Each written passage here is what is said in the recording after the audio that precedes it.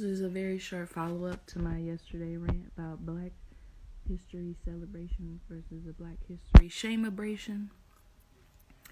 It has come to my attention about the school that I work at. Two things. One, that there's a middle school teacher, a white woman, who has had to be reprimanded and sat down and talked to for telling students that using the N-word is not a big deal.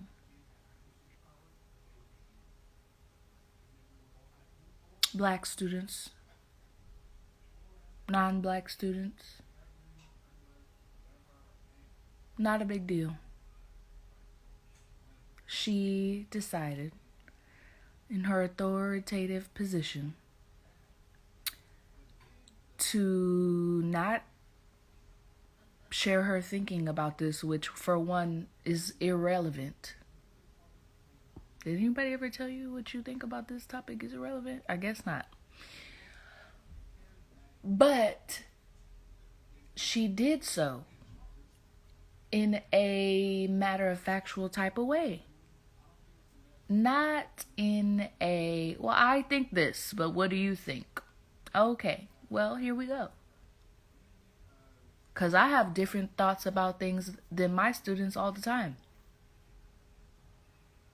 And I don't hide that I might think differently, but I do not assume a position of authority on the topic, which is about your matter of opinion and how far you've come in your thinking about something, which is up to you, not other people. Especially when it comes to how we relate to and hold identifications. Why? Because there's so much obsession and mistreatment and politicization. Yes, I said that word. Politicization and inhumanity around identification. So how you feel about it and how I feel about it, you can feel that and I can feel that. And what do we think about it? Well, it depends on how much we've dealt with our feelings around being targeted and hurt. So I'm just very, very disturbed about it. I don't know how to respond, because I feel like I need to respond. I feel like I need to go upstairs and say, who is this teacher, Miss So-and-so? Hi, Miss So-and-so. I work at the same school. I'm aware that you said to students that using the N-word is not a big deal. I wonder why you thought, one, that your opinion about using the N-word would hold any weight, or why it's even, important. It's not relevant. It really doesn't have anything to do with you. You're really an outsider looking in. So, I whatever your opinion is, it really doesn't even matter. That's one.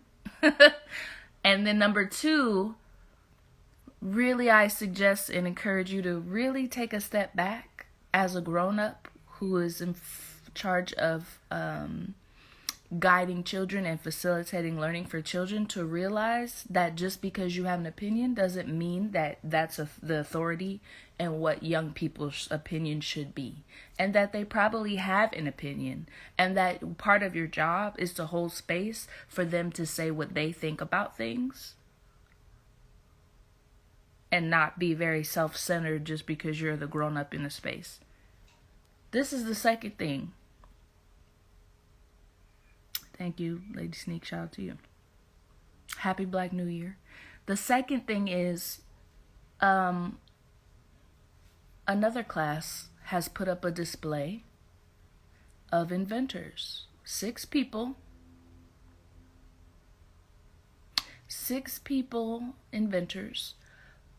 5 of them out of 6 are white, and 5 of them out of 6 are men.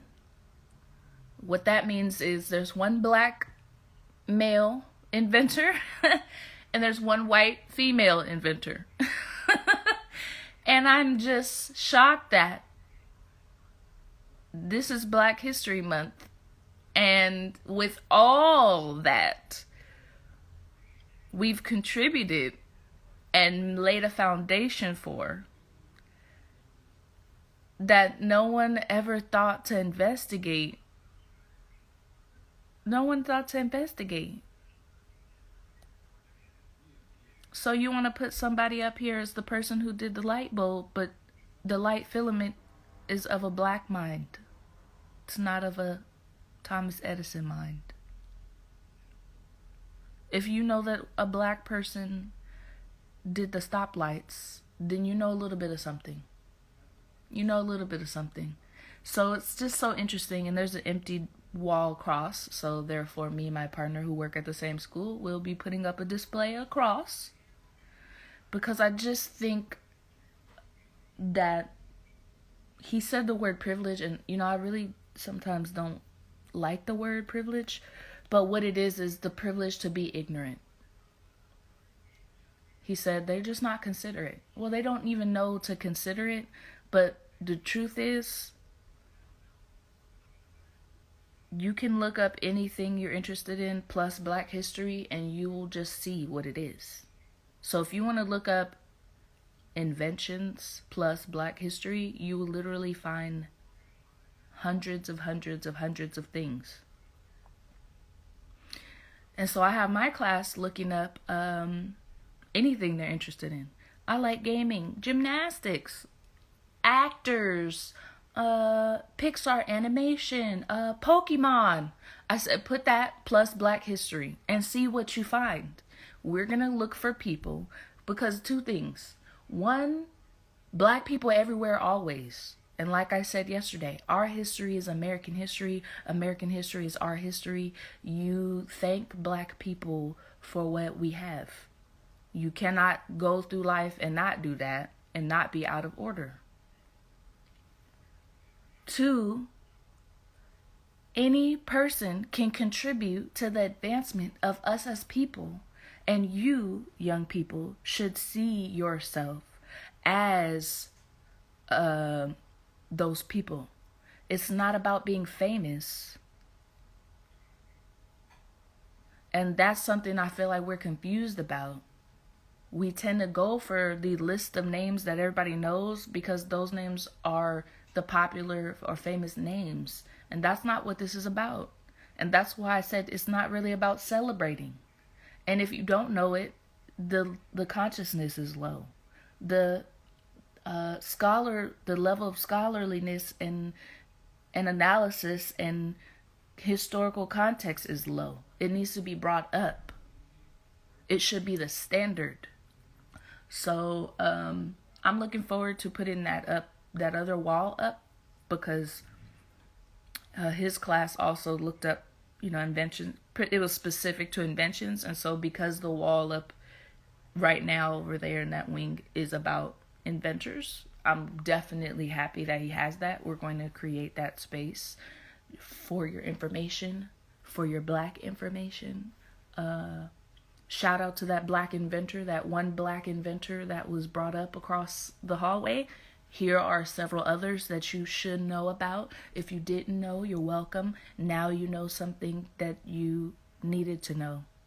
And your Black teachers are going to put you up on game, because we don't have that privilege to afford to be ignorant about other people around us. We just don't. And we hope that everyone else does better. And the last thing I'll say is that I hope that I can talk to our principal, who happens to be a white woman. This happened to be a predominantly Black school when my partner went there as a kid. It is now bilingual immersion school, and there are very much less Black students. But I just want to be able to have some type of dialogue. I don't want to catch somebody slipping in a hallway who I actually don't know and just be like, hey, I'm your Black coworker and I heard that you said this, and I just want you to know how unimportant your opinion is, and also how unimportant your opinion is And also like best practices for holding space for kids and not being self-centered. That wouldn't be cool, but hopefully she can help us out with that. Because she should know. Yeah, and be able to build on the dialogue and not just be chastised in the cuts with parents and like HR or whatever. That's my goal, because I really do want to see the school do better even after I'm not there, for the black children that go there. Thanks, Lady Sneak, being involved. I had to get this off my chest. And as far as what you went through about being in a class where somebody chuckled about slavery, I don't know. I'm sorry. I just, people out here struggling. People out here confused. And part of the mission for 2022 that I have, that I'll share with you, this is just in general. This goes for all type of facets of life. Misery loves company, but we do not have to be in the company of misery. And if we want to protect ourselves and love ourselves, we should remember that. Not in my company, misery. You're not invited. Thank you. I know you wanted to get in, but you're not on the guest list. You're not my guest. All right, you take good care. Peace.